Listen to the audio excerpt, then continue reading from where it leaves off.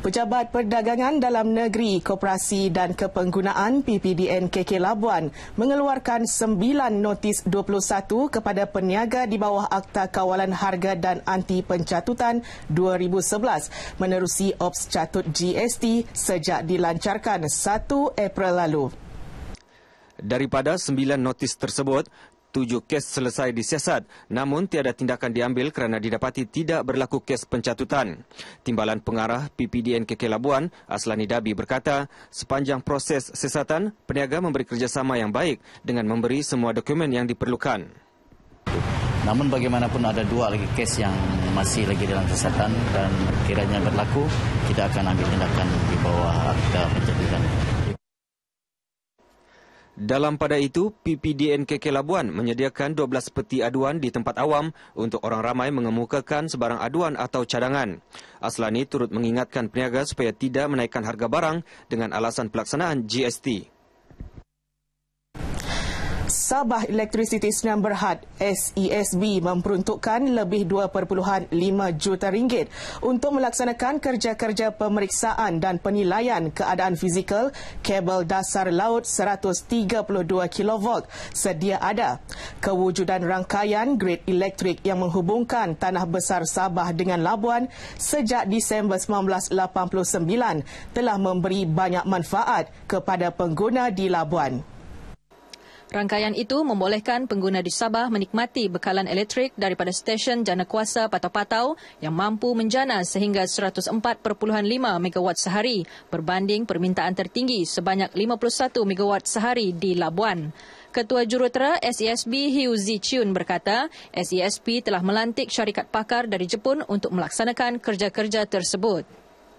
Menumbuk ke Labuan yang sepanjang 15 km ni untuk mengetahui tahap kesihatan kabel dasar laut ni.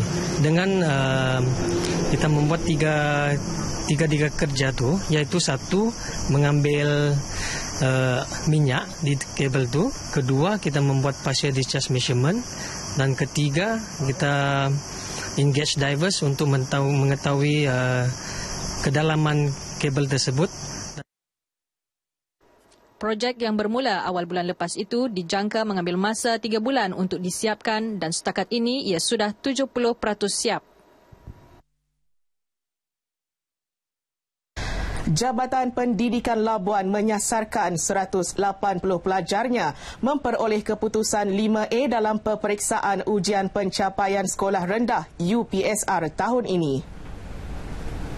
Bagi mencapai sasaran tersebut, jabatan menganjurkan program kecemerlangan peningkatan bilangan murid capai 5A UPSR 2015. Tujuan dia sebenarnya kita nak bagi pendedahan mengenai teknik dan kaedah menjawab soalan-soalan UPSR untuk 5 mata pelajaran ini, iaitu BM, penulisan, BM pemahaman, matematik, sains dan juga bahasa Inggeris.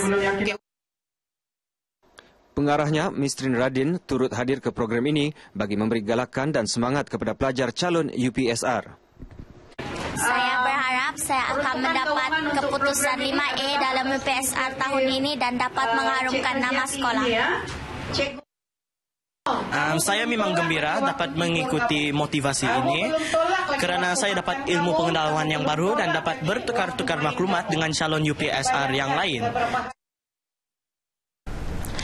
Fiesta Menyuluh 2015 anjuran Jabatan Penyiaran Labuan menerima sambutan yang menggalakkan daripada penduduk wilayah persekutuan itu, khususnya penggemar aktiviti laut pesisir pantai.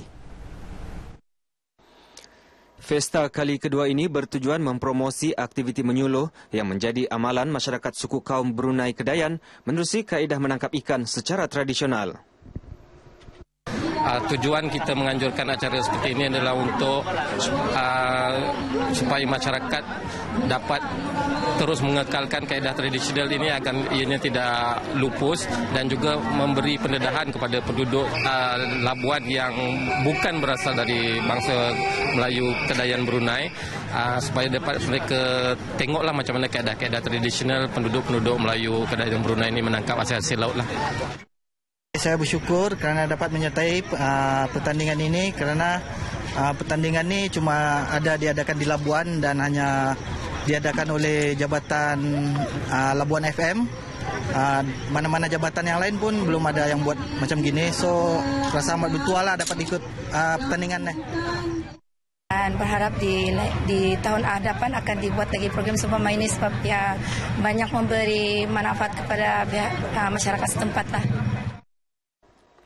Acara menyuluh melibatkan beberapa kategori iaitu ikan pesisir pantai, ikan kerapu, sotong, ketam, pari dan udang kara.